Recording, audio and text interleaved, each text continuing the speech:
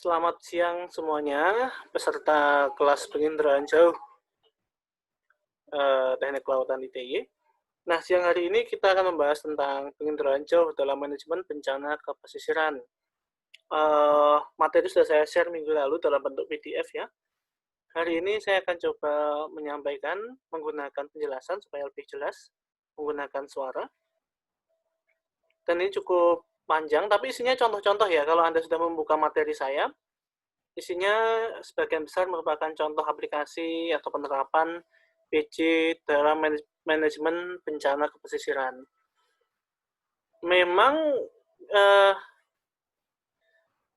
peran PJ ya, peran penginderaan jauh dalam kepesisiran itu sampai saat ini ya, itu sangat dibutuhkan.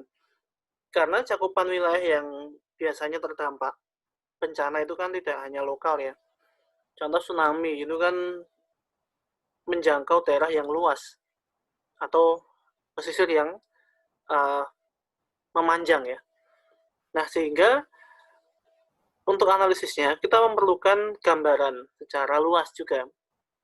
Nah, di sini memang penginderaan jauh bisa berperan.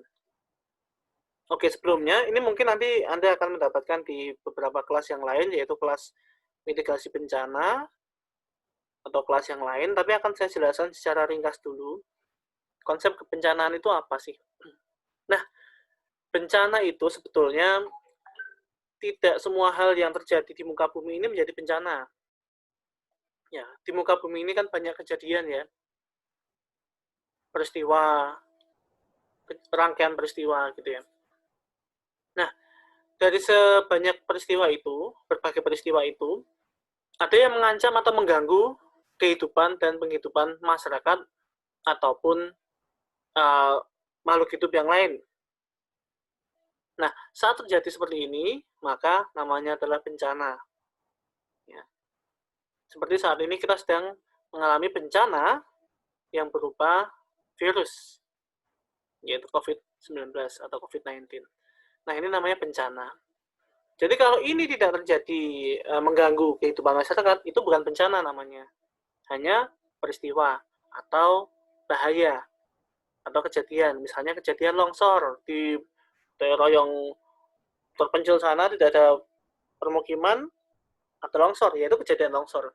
Begitu di bawahnya ada rumah yang terkena, nah itu menjadi bencana. Misalnya ada kejadian gelombang pasang, mungkin tsunami kecil atau tsunami lokal gitu ya, mengenai pulau yang tidak berpenghuni. Ya, itu bukan bencana, tapi hanya kejadian. Ya, bisa dipahami ya. Nah, contoh ini ya, ini walaupun ini kebalikannya ini ya. Kejadiannya nggak langsung dialami oleh kita, misalnya di daerah Laut Cina Selatan ada terjadi angin badai. Nggak di Indonesia mungkin ya, nggak di Indonesia. Tapi dampaknya ekor badainya mengenai Indonesia sehingga mengalami badai. Nah, ini juga bencana. Apabila ekor-ekor badai ini menyebabkan mengganggu pada kehidupan manusia, bahkan sampai mengakibatkan korban jiwa. Kerusakan, itu namanya bencana. Nah, ini juga, ini kan peta kejadian gempa ya. Indonesia kalau Anda lihat ini merupakan pusatnya ya, Ring of Fire ya. Anda bisa lihat, karena Ring of Fire, maka dia juga berasosiasi dengan kejadian seismik. Dengan bentuk tabrakan lempeng atau apa namanya, tektonik ya, aktivitas tektonik. Nah, aktivitas tektonik ini menyebabkan adanya kejadian gempa. Nah, Anda bisa lihat, kejadian gempa ini banyak sekali. Ya, setiap hari itu ada gempa, kejadian gempa ya. Tapi bencana gempa bumi tidak selalu ya. Kalau beberapa tahun yang lalu di Jogja gempa besar itu namanya bencana gempa bumi karena menyebabkan kerusakan yang masif ya. Nah, ini Indonesia sampai saat ini masih banyak sekali ya. Dan ini peran PJ sangat berperan sekali karena apa? Kaitannya dengan mapping atau pemetaan lokasi-lokasi gempa. Ini Anda juga bisa membuat seperti ini ya.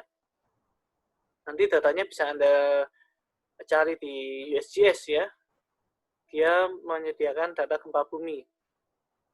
Karena gempa bumi juga sebagian besar terjadi di lautan ya.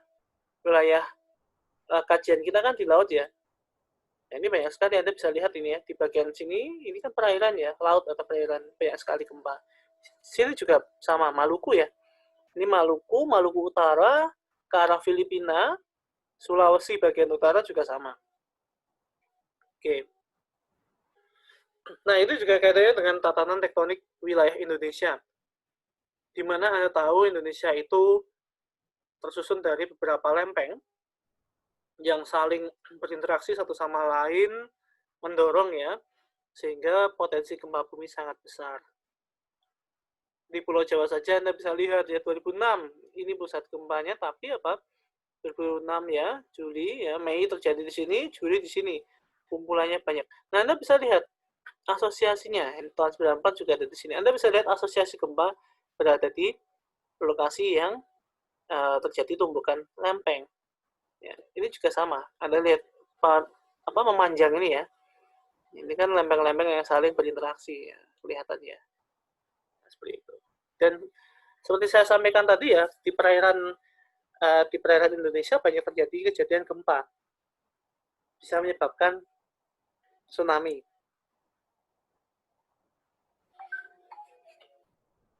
Nah, ini ya. Apa itu tsunami? Tsunami merupakan gelombang air besar yang diakibatkan oleh gangguan di dasar laut seperti gempa bumi. Jadi, kalaupun ini terjadi di laut, mungkin gempanya tidak menyebabkan bahaya. Tapi yang menyebabkan bahaya, bahkan sampai ke bencana adalah tsunami. Gerakan sekecil apapun di dasar laut bisa menyebabkan terakumulasinya air dan bergerak ke darat menjadi tsunami. Nah, tsunami tidak sama dengan wind waves ya. Wind waves itu adalah gelombang yang disebabkan oleh angin, gelombang pasang atau gelombang besar yang mungkin di beberapa bulan di bulan-bulan tertentu terjadi gelombang-gelombang besar di perairan Laut Selatan misalnya gitu ya.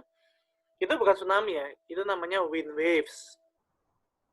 Ya dia memang membentuk gelombang ya. Tapi ya sekali lagi jangkauannya dia di bagian pasang dan surut. Mungkin lebih lagi ya, bisa lebih ya, tapi tidak sampai mencapai daratan terlalu jauh. Ya, ini fenomena yang biasa. Berbahaya iya betul, tapi fenomena yang biasa. Nah, kalau tsunami seperti ini ya, dia maju. Berbeda ya. Gelombang berputar, balik ya. Tsunami lurus. Jadi kalau ini tidak ada penghalang, dia akan masuk jauh ke bagian daratan seperti ini ya. Nah, seperti ini ya. Dia bisa masuk ke daratan.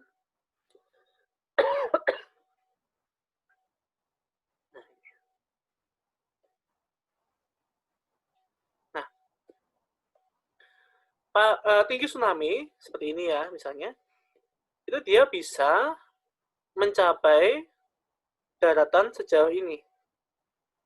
Ya. Walaupun bibir pantai ada di sini ya, tapi dia bisa naik sampai ke daratan. Bahkan bisa berlipat-lipat tingginya, tapi memang kan semakin tinggi juga elevasinya ya. Nah, dia juga naik ke sini lalu dia akan kembali. Nah, yang menyebabkan tsunami ini berbahaya bukan hanya hantamannya saat dia tiba, saat dia datang, tapi juga saat dia berbalik. Karena bisa menyeret material dan korban jiwa kembali ke shoreline. Ini ya tsunami 2006 ya. Ini tsunami modeling, saya agak tidak perlu bacakan secara detail, tapi intinya di sini ada peran PJ di sini, ya ada di peran PJ di mapping dan data acquisition. Karena kita perlu gambaran misalnya bathymetrinya, misalnya topografinya, secara inland, secara seafloor. Ini kalau kita jelajahi secara langsung ya, dengan secara langsung datang ke sana, saya yakin waktunya cukup panjang dan bertahun-tahun lamanya. Nah, saat ini kita menggunakan data pengendaraan jauh ya. Bisa dengan survei yang detail. Kalau di darat masih bisa ya survei ya, masih sangat memungkinkan. Dikombinasi dengan data yang agak kasar ya, yaitu SRTM ya, dengan citra satelit. Ini namanya SRTM. Ya. Kemudian seafloor, bawah laut ya, dia bisa menggunakan echosonder dengan GPS echosonder atau dengan peta batimetri yang skalanya kasar. Yang ini detail, ini kasar. Ini detail, ini kasar ya. Nah, inilah peran PJ ya, remote sensing di sini. Nah, kalau Anda mau membuat skripsi ya, pakai ini saja sudah bagus nih ya. Anda bisa membuat model tsunami, wah ini luar biasa sekali. Tapi memang harus diingat pengolahan datanya memang banyak ya, untuk bisa memodelkan secara akurat ya. Nah, ini memang kita perlu memodelkan. Jadi memodelkan tsunami itu tidak hanya masalah kita hanya menggunakan pendengaran jauh saja gitu ya, enggak. Dia kombinasi. Kita harus juga cek lapangan untuk melihat flow direction-nya. Gunanya apa? Supaya kita bisa mengkalibrasi model kita. Kemana arah gelombang di lapangan kita bisa cek ya. Kita bisa cek setelah tsunami ya. Agar tsunami berikutnya kita tahu karakteristiknya. Nah, ini kita bisa lihat arah gelombangnya kemana. Lalu kita modelkan. Oh, ternyata yang kemarin, kejadian kemarin, seperti ini. Arah gelombangnya dia kemana saja. Nah, seperti ini. Kita bisa modelkan. Sehingga, kedepannya, mana sih bagian yang harus kita hindari atau kita harus berikan mitigasi. Nah, seperti ini. Ini gunanya penginderaan jauh. Anda bisa dari titik-titik sampel tadi ya, pengamatan ya. Di pengamatan Anda bisa bikin petanya. Ya, titik sini ke arah mana? Panahnya ke sana ya. Ke arah sana ya kita panah ke sana. Sini mah ke sana. Sini ke sana, ke sana. Sampai terbentuk peta yang lengkap. Nah, ini ya. Kemudian tadi yang arahnya ya. Pemodelan berikutnya yaitu dengan memodelkan ketinggian atau ketebalan kedalaman ya, kedalaman dari tsunami-nya. Nah, ini dengan cara kita harus cari dulu titik-titiknya. Ya, kita cari titik-titiknya, kita lihat bekas kerusakannya, kita ukur ya, di mana tsunami itu menghantam. Lalu kita plot ya, banyak sekali menggunakan GIS. Lalu kita modelkan ya, kita modelkan supaya bisa memunculkan ini area-area merah, artinya dia tsunami-nya tinggi. Di sini tinggi ya. Ini ungu juga paling tinggi ya, paling tinggi ungu, merah tinggi, orange lebih rendah sampai ke hijau, putih dan hijau ya sangat rendah. Nah, ini yang bisa kita lakukan. Ini juga sama ya. Kita modelkan. Nah, seperti ini. Nah, peran penginderaan jauh ada di sini. Tadi sudah saya sampaikan bahwa kita harus tahu kondisi landformnya. Ini bisa sebelum tsunami, untuk menduga tsunami, yang mana yang semakin rendah topografinya, semakin mudah dia terhempas oleh atau dilewati oleh tsunami. Yang pertama sebelum tsunami, yang kedua setelah tsunami, pada saat masa recovery dan penyiapan ya untuk recovery dan rekonstruksi, sekaligus kita bisa membuat modelnya dengan cara tadi ya flow modeling dan depth modeling ya, modeling arah dan modeling kedalaman tsunami. Nah, ini ya. PJ juga bisa digunakan untuk mencari lokasi mana yang vulnerable. Vulnerable itu artinya rentan terkena tsunami. Yang rentan yang mana? Yang rentan ya otomatis yang elevasinya rendah. Yang mendekati tinggi muka air laut. Walaupun jaraknya jauh, tapi elevasinya rendah, ya dia masih memungkinkan untuk dilewati tsunami. Itu yang harus kita perhatikan dalam modeling ya. Yang lain, skenario yang lain bisa kita pelajari, yang bisa kita buat setelah kita punya data yang lengkap, penginderaan jauh yang lengkap, kita bisa memodelkan lagi tsunami events atau kejadian tsunami, membuat analisis risiko dan menyusun mitigasinya. Nah, itulah rangkaiannya ya. Nah, ini kita ada di sini. Yes. Ini ya, PCGs kita ada di sini ya. Membuat interpretasi awal, kondisi lokasi, land use-nya bagaimana, geomorfologi bagaimana, dam-nya bagaimana, map analis untuk membuat dam-nya bagaimana. Setelah kita punya dam, ini elevasi ya. Kita punya land use dan geomorfologi kondisi ini. Nah, semua kita overlay. Plus kita punya skenario tsunami ya, kita overlay. Nah, terjadilah peta risiko bahaya. Ya. Lalu membuat mitigasinya. Nah, ini cara-caranya seperti ini. Ini contoh ya di Cilacap, Pacitan gitu ya. Ini kan kita harus tahu dulu ya, kita harus survei dulu kerentanannya. Jadi berapa desa yang terdampak luasannya dan sebagainya gitu kan. Ini kondisi lokasinya seperti ini, Cilacap dan Pacitan. Nah, kita lihat kita perlu beri batas mana yang daerah yang cenderung rendah, mana yang tinggi. Kita batasi ya. Nah, ini ada beberapa lokasi, industrial area, electric plant. Nah, ini secara menggunakan survey ya. Ini menggunakan 3 dimensi, kita bisa lihat mana yang tinggi dan rendah. Ternyata ini bagian ini ya berarti ya. Itu cukup rendah ya. Ini Teluk Penyu, ini yang bagian yang cukup rendah. Di sini agak tinggi, di sini tinggi, di sini agak tinggi. Jadi ini yang rawan. Nah, ini bentuk lahannya, penggunaan lahan. Nah, lalu hasil pemodelan seperti ini ya. Ya, tentunya yang elevasi tinggi, kemudian yang tidak banyak yang... Jadi gini, kita harus perhatikan juga kerentanannya. Jadi walaupun tsunami-nya mungkin tinggi ya, tapi di situ kosong gitu ya. Nah, itu risikonya kecil. Tapi walaupun tsunami-nya mungkin tengah-tengah ya, mungkin tinggi gelombangnya ya menengah lah gitu ya, tsunami-nya nggak tinggi banget gitu ya. Tapi area itu rumah semua. Nah, itu risikonya semakin besar. Ya. Tapi kalau kita hanya melihat dari bahaya gelombangnya saja, ya kita harus melihat dari elevasinya. Nah, makanya Anda bisa lihat ini merah ya. Paling merah ini paling mudah terjangkau tsunami ini. Biasanya karena elevasi. Yang faktor utamanya adalah elevasi. Ini menggunakan simple modeling ya. Saya rasa Anda bisa membuat ini. Ini juga ya. Beberapa modeling untuk kelihatannya ini beberapa modeling untuk tinggi gelombang yang berbeda ya. Atau sama ini? Mungkin sama. Oh, beda. Ya, ini ada tinggi gelombang yang berbeda. Jadi hasilnya juga berbeda ya. Nah, ini. Tergantung dari skenario yang kita buat. Kalau ini kan simbol skenario, ya pokoknya tsunami gitu aja ya. Yang ini maksimumnya berapa ini? 5 meter, ini 12 meter, ini 9 meter. Hasilnya petanya berbeda ya. Beda. Ini maksimum ya.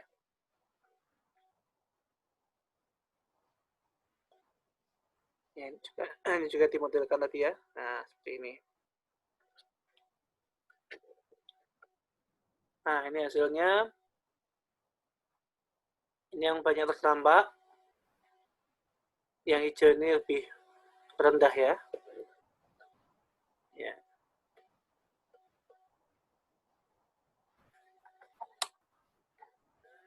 Ini titik pengamatan ya. Nah, ini pengamatan. Nah, ya untuk gelombang ya. Nah, apalagi kalau kita punya pengamatan gelombang seperti ini ya. Nah, kita punya pencatat gelombang seperti ini, kita bisa lebih akurat mana yang paling berisiko. Pacitan juga sama ya, city center. Ini ada untuk tourism. Nah, ini bentuk Pacitan itu seperti ini. Seperti apa, mangkok ya? Seperti mangkok. Seperti mangkok ya. Jadi kalau air ya langsung terbenam di sini ya. Nah, ini kalau ini penggunaan lahannya, ini kalau di potensi bencananya yang paling berpotensi merah ini ya. Ya jelas ya karena dekat dengan bagian perairannya. Ini juga merah karena ya ini juga melewati sungai, dia bisa mencapai sini ya. Ini juga sama mungkin karena dia berupa cekungan ya. Ini bisa, kalau di sini sudah lebih hijau ya, lebih aman. Yang ini yang cukup harus diperhatikan. Ya, ini beberapa skenario gelombang tadi sama. Ya, dibuat skenario seperti ini. Nah, ini ya. Sehingga bisa kita buat di mana yang sekiranya terdampak dan berapa luasan yang bisa terkena tsunami sampai 18,5 km yang bagian merah ya berarti ya. Ini.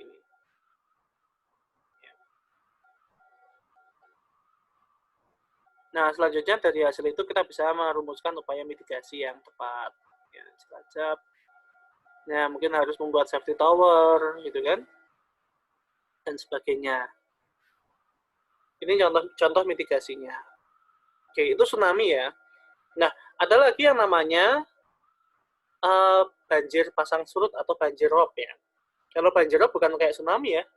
Banjir rob ini disebabkan karena memang adanya kejadian pasang surut ya. Nah, biasanya banjir rob ini tidak hanya masalah air laut yang naik, tapi juga karena daratannya yang turun atau mengalami subsidence atau penurunan tanah. Bisa terjadi di beberapa daerah, contohnya di Semarang, ya, dan juga di Jakarta juga sama, beberapa bagian juga mengalami penurunan. Nah, itu menyebabkan banjir itu bisa naik ya. Jadi saat pasang ya airnya naik sampai ke permukiman. Ini namanya banjir. Nah, ya, banjir rob namanya.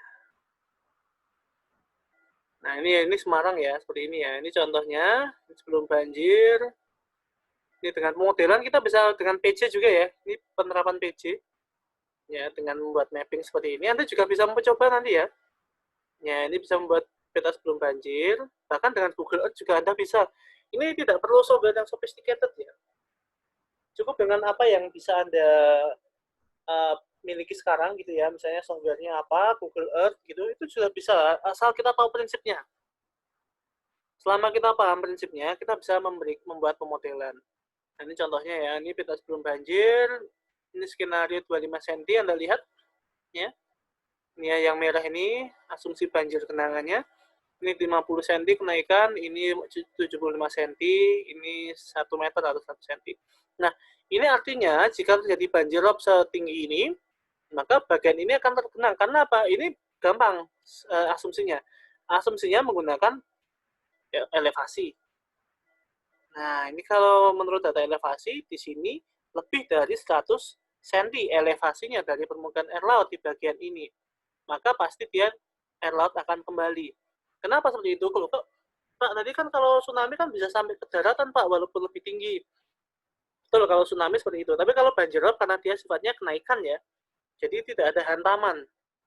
Gelombang ada, tapi tidak besar dan bukan hantaman. Sehingga ya, dia sifatnya hanya menduduki daratan saja, bukan menerpa ya. Kalau tsunami itu menyerang atau menerpa daratan. Bahkan kecepatannya juga tinggi ya kalau tsunami ya. Kalau banjir rob ini pelan-pelan tapi ya merugikan juga gitu ya.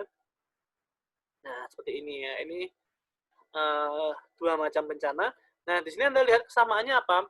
Semua ini menggunakan penginderaan jauh untuk basis datanya. Untuk analisisnya menggunakan penginderaan jauh. Ya.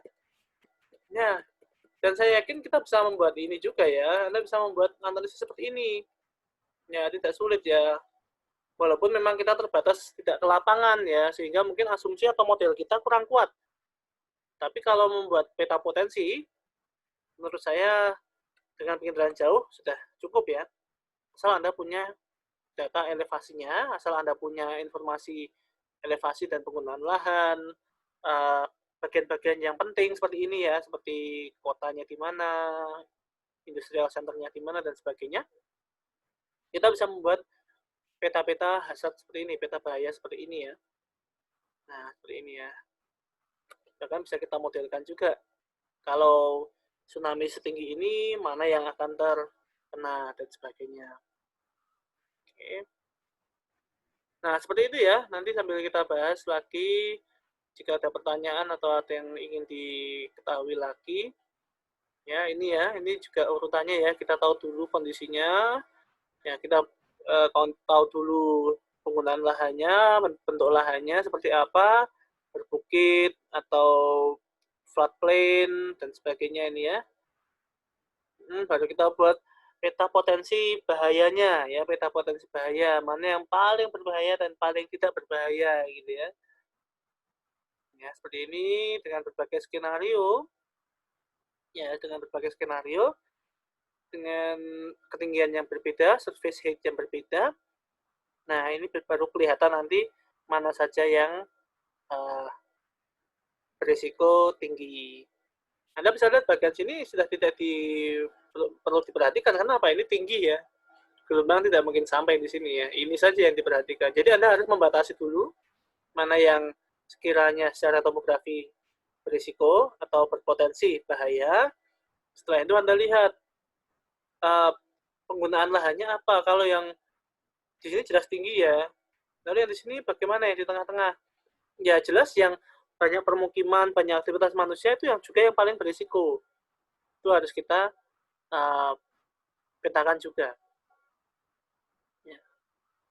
Lalu yang mungkin di bagian sini sudah jauh dari perairan, hijau juga ya. Yang ini mungkin lebih tinggi juga jadi hijau ya. Mungkin ini tepian bukit ya. Nah, ini juga hijau. Nah, seperti itu ya. Ini memang menarik ya. Saya rasa kajian tsunami ini atau banjir rob, bencana pesisir ini selalu menarik untuk dikaji. Oke, mungkin begitu saja. Nanti Anda bisa kita bisa sambung diskusi di Siakat atau di Classroom. Monggo nanti tinggalkan pertanyaan saja atau komentar atau feedback apapun yang mau Anda sampaikan. Bisa kita diskusikan atau bisa saya jawab nanti jika sekiranya perlu dijelaskan lebih lanjut. Oke, terima kasih. Selamat siang dan kita jumpa lagi di sesi atau di kesempatan yang lain. Selamat siang dan sampai jumpa lagi. Terima kasih.